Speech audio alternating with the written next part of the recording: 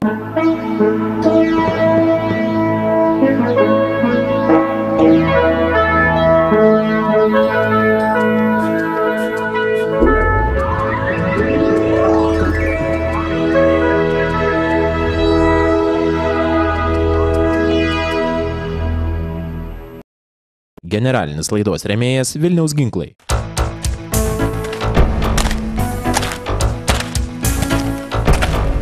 Apsaugok save ir savo turtą. Vilniaus ginklai. www.vilniausginklai.lt. Kėbulų remontas, dažymas kameroje, transportavimas. Šiauliuose Vlado Navicko įmonėje paslaugos aukščiausios kokybės. Laidos rėmėjas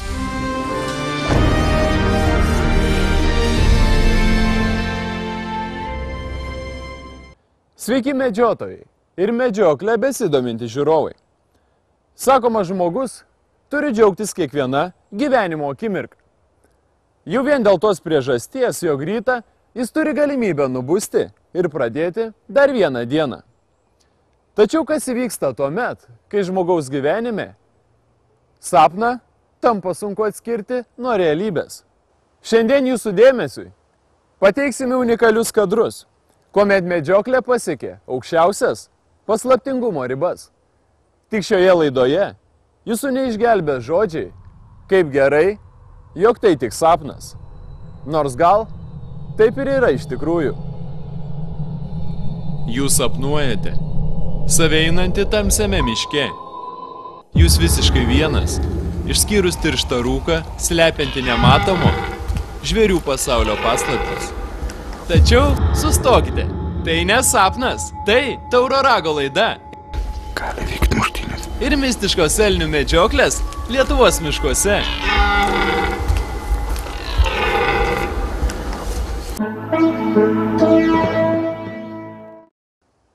Kaip bebūtų, sustoti laiko nėra. Jūsų ekranuose rečiausios akimirkos vos keli metrai už medžiotojo nugaros, sėlinant naktinėme rūke, paskendusio miško brūzgynais ir lyg prieš paskutinę kovą baubiant išdidžiam miško princui.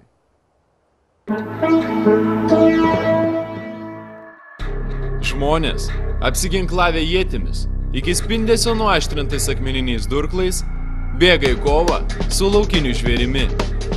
Žmonių veidai papuošti purvo ir neapykantos raižiniais, o miško žolėje atsispindi būsimos kovos šešėliai. Tokie gyvenimo potėpiai jau nuo seno vaizduojami piešiniuose ar įamžinami dainuose. Ir nors laikui bėgant, žmonės vis labiau pamiršta garbingas savo protėvių kovas su žvėrimi dėl vietos po saule, dėl išgyvenimo, tačiau medžioklės dvasia visuomet tekės žmogaus kraujyje. Toks išliks ir žvėris. Laukinis, atsargus ir pavojingas. Spaudoje vis pasirodančios antraštės šaltuku nusėda vaizduotėje gąsdinančiais pavadinimais. Per lokio išpuolį žuvo paauglys, briedis užpuolė medžiotoją. Tačiau ne ką mažiau pavojingų būna ir kitas laukinis miškų gyventojas – taurusis elnias.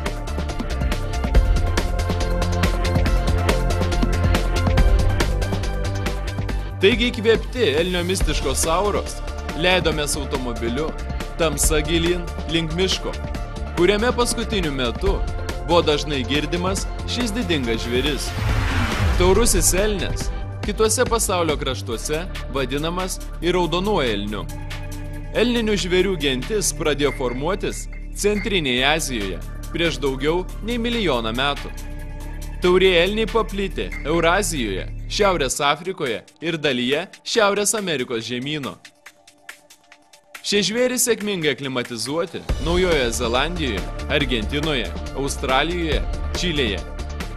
Elniai aptinkami miškuose, stepėse, miškastepėse, kalnuose ir net dykumuose. Priskaičiuojama 20 skirtingų tauriojo elnio porūšių. Na, o Lietuvoje aptinkamas taurusis elnias, kurių visoje Europoje priskaičiuojama per milijoną. Bene daugiausiai šių žvėrių yra Didžiojoje Britanijoje. 7-ame dešimtmetyje Europoje daugiausia elnių buvo sumedžiojama Austrijoje, Škotijoje ir Vokietijoje. Lietuvoje elnius medžioti buvo leista nuo 1938 metų. Nemaža dalis elnienos yra eksportuojama, kailiai yra žaliava odos pramoniai. Iš numestų arba menkos trofėjinės vertės ragų gaminami įvairūs dekoratyviniai dirbiniai bei papuošalai.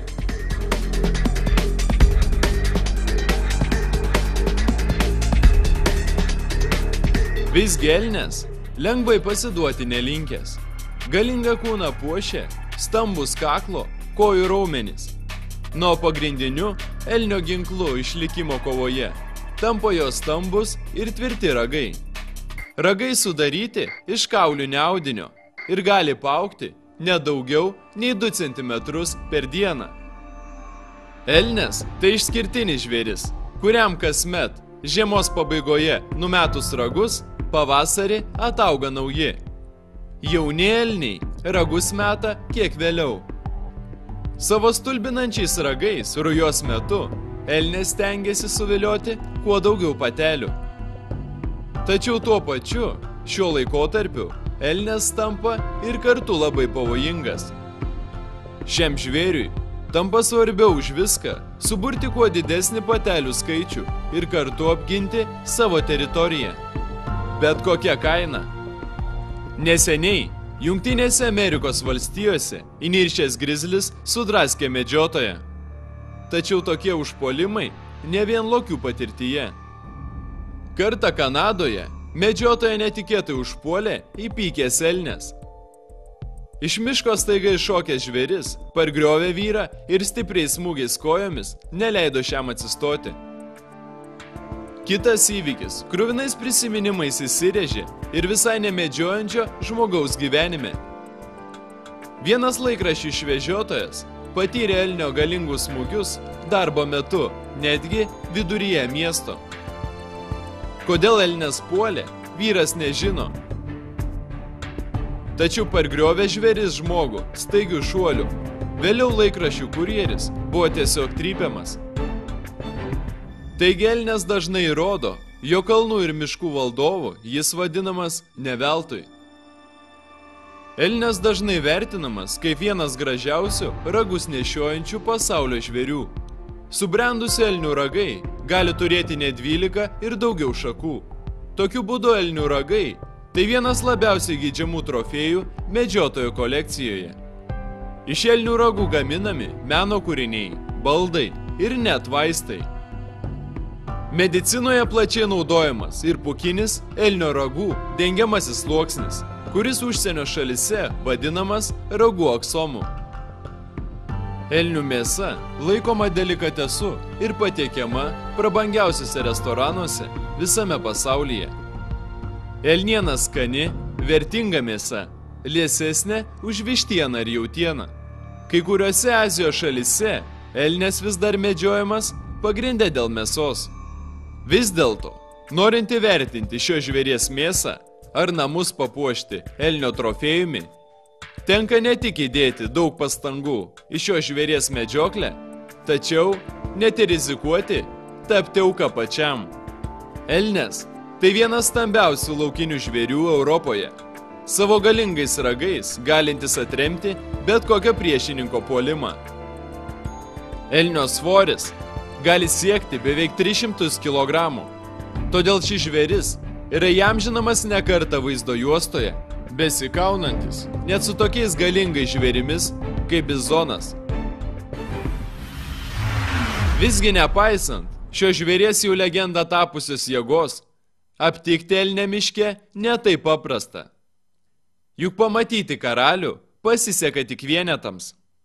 Taigi apsiginklavę geležinę kantrybę ir pasiruošę ginklus, įsiklausome į naktinį mišką.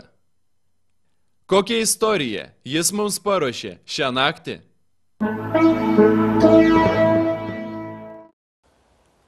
Dabar reklama, o po reklamos tęsime laidą.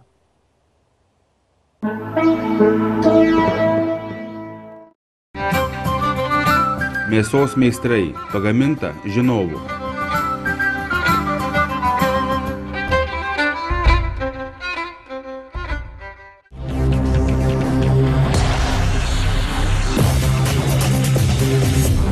Toyota Hilux tikro medžiotojo automobilis. Pirmą kartą Lietuvoje ne 10 filmų apie medžioklę. Filmus įsigysite Lukoil Baltija, Baltic Petroleum ir Kvistės degalinėse. Keliaukite su geru kuru ir lietuvišku kinu. Taigi apsiginklavę geležinę kantrybę ir pasiruošę ginklus, įsiklausome į naktinį mišką. Kokią istoriją jis mums paruošė šią naktį?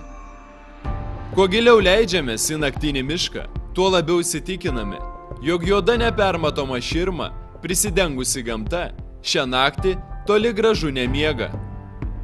Lyg bandydamas mus įvilioti kuo giliau į tankmę, miškas užšnabžda vis skirtingais, paslaptingais balsais.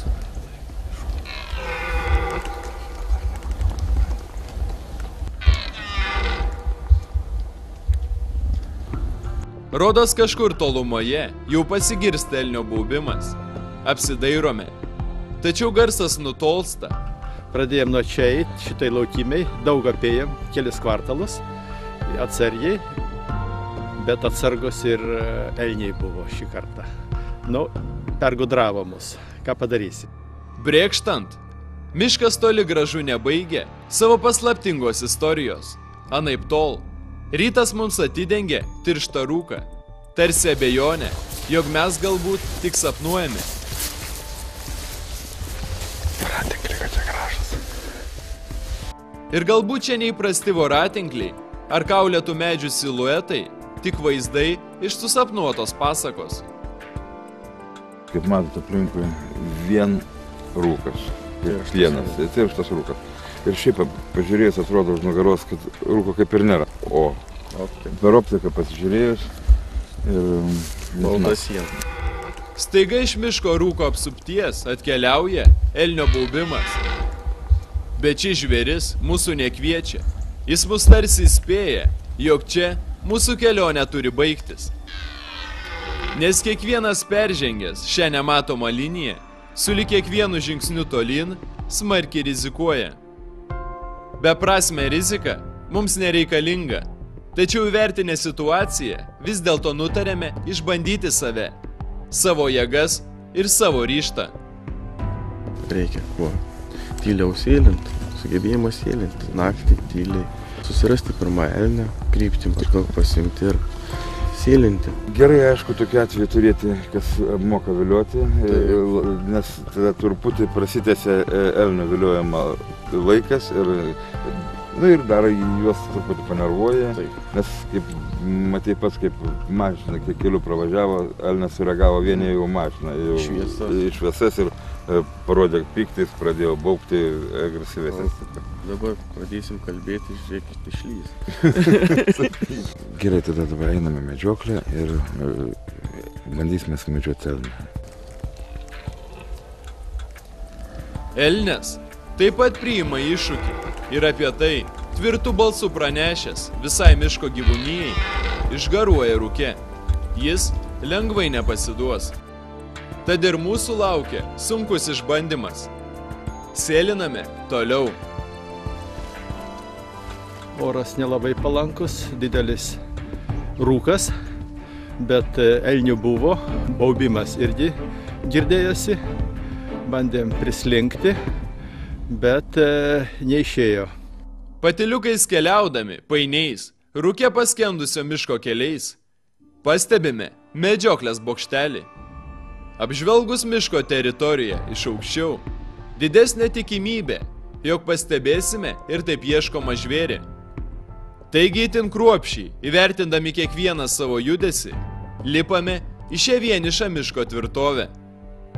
Tačiau rūkas šiandien toli gražu ne mūsų sąjungininkas. Ir net sekančią akimirką pasigirdę šūvis kaiminystėje leidžia nustatyti tik garso kryptį, bet nepamatyti kažką daugiau nei rūke alsuojantį medžių pasaulį. Buvo 3 šūviai ir tai matyt galutinis buvo išgąsdinimas. Bet pabendravom, pamatėm, išgirdom, labai patenkintas.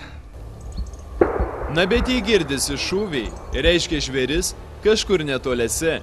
Taigi, medžioklė tęsiasi. Elnių medžioklės dažniausiai vyksta jų rujos metu. Taurieji elniai lytiškai subręsta antraisiais gyvenimo metais. Bet dauguma patelių rujoti pradeda tik 3 metais. Elnių ruja prasideda paskutinę rugpjūčio dekadą ir tęsiasi iki spalio pradžios. Jos kulminacija rugsėjo 2 dekada. Nėštumas trunka 8 mėnesius, o elnių jaunikliai gimsta gegužės pabaigoje, birželio pabaigoje. Ką tik gimęs jauniklis sveria apie 8 kg, o 4 savaičių jauniklis pradeda maitintis žolinė augalyje ir sekti paskui motiną. Nepaisant to, jog elnių ruja padeda pamatus naujai šių žvėrių kartai, tačiau rujos metu elnių patinai tampa itin agresyvūs. Todėl tokiu metu elniai užpuola net ir žmonės ir kartais netgi miestuose. Žmonės visame pasaulyje dažnai tapatina elnę tik su švelniu ir nekeliančiu grėsmės žvėrimi. Tačiau kartais susidūrus su elniu, žmogui toks susitikimas baigėsi liūdnomis pasekmėmis. Jungtinėse Amerikos valstijose dažnai pasitaiko netokių įvykių, kai elniai užpuola savo namų kiemų soduose besidarbuojančius gyventojus. Rujojantis elniai atklysta net į miestus, o spaudoje aprašomas įvykis, kai elnias užpuolė žmogų ir automobilių stovėjimo aikštelėje.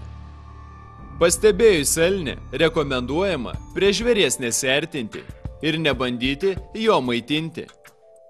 Ypač reikia būti atsargiems šalia patelių su jaunikliais. Patelė, įtardama grėsmę žmogaus, gali pulti, saugodama savo jauniklius. Literatūroje taip pat pateikiami patarimai, kaip nuo elnių apsaugoti savo sodus. Pirmiausia, elniai maitinasi ne visais augalais, todėl kai kurių rūšių augalų pasodinimas gali atbaidyti šiuos žvėris. Taip pat naudojami ir specialūs purškikliai, skleidžiantis cheminės medžiagas atbaidančias elnius. Visgi tokia priemonė turi būti naudojama gana dažnai ir tai yra jos pagrindinis trūkumas. Kitos priemonės, skirtos apsaugoti savo sodus nuo elnių invazijos, tai tvoros ir signalizacijos su judesio detektoriais. Dėl netikėto elnių pasirodymo kyla nelaimingų atsitikimų ne tik privačiuose kiemuose, tačiau ir keliuose. Dėl į kelio ruožą staiga išbėgusio elnio įvyksta labai didelis automobilio avarijų skaičius visame pasaulyje. Taigi kai kuriuose šalise elnias įvardyjamas kaip mirtį nešantis žvėris. Vairuotojams patariama būti itin atidiems vėlyvų paros metu ir anksti ryte, kai elniai būna aktyviausi.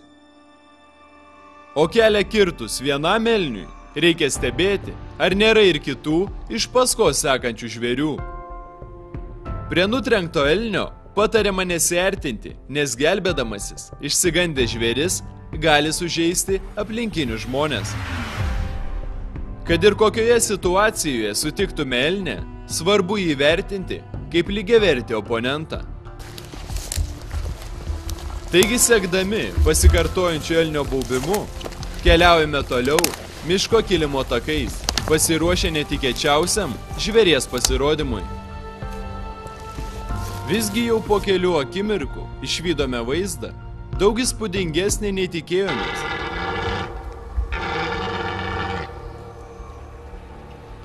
Iš pradžių stebėję vieną elnę, netoliese išgirdome ir kito patino baubimą. Ateina antras elnias.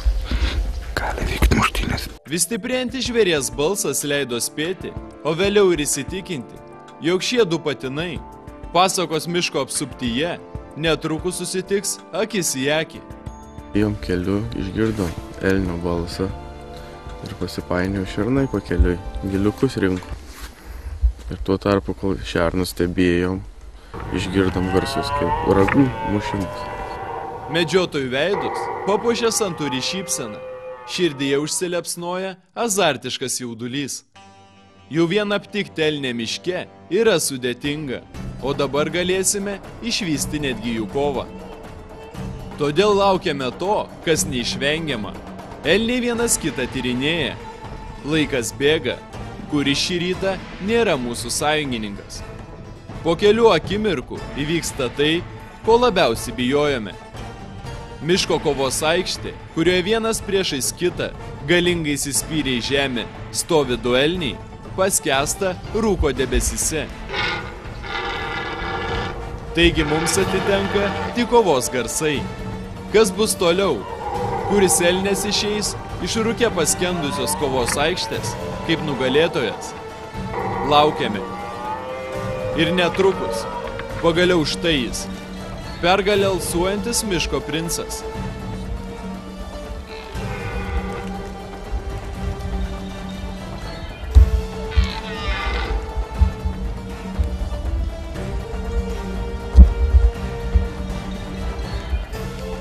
Nuo medžiotojų širdis ima degti tiek pagarbę baimė, tiek ir medžiokliško entuziazmo. Paukščių čiulbesio fone labai tyliai pasigirsta užtaisomo ginklo garsas. Kantrus susikaupimas ir paleista kulka, perkirpusi ryto akimirką, pasiekė žvėrį. Elnio siluetas susmunka vietoje. Šiandien miškas padovanojo medžiotojui vertingiausią laimikį. Tarsi atsidėkodamas už visas pastangas, įvertinęs medžiotojų ryžtą, išbandęs juos naktinių kelių painumu, sudėtingomis oro sąlygomis. Tačiau tuo pačiu miškas rūke nusinešė elnių kovos paslaptį, kuri išliks viena iš daugelio miško istorijų nežinomų žmogui. Galbūt ir žmonėms reikia žinoti ne viską.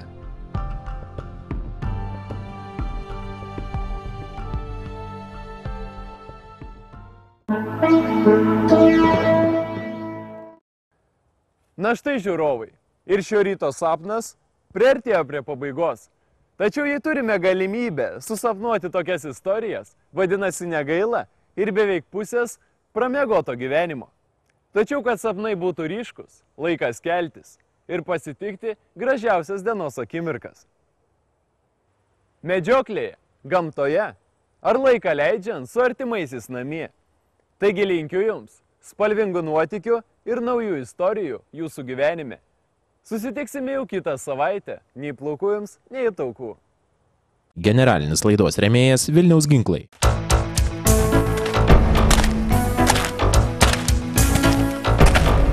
Apsaugok save ir savo turtą. Vilniaus ginklai. www.vilniausginklai.lt.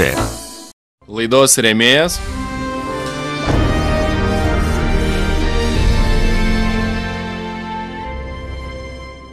Kėbulų remontas, dažymas kameroje, transportavimas. Šiauliuose Vlado Navicko įmonėje paslaugos aukščiausios kokybės. Generalinis laidos rėmėjas Vilniaus ginklai.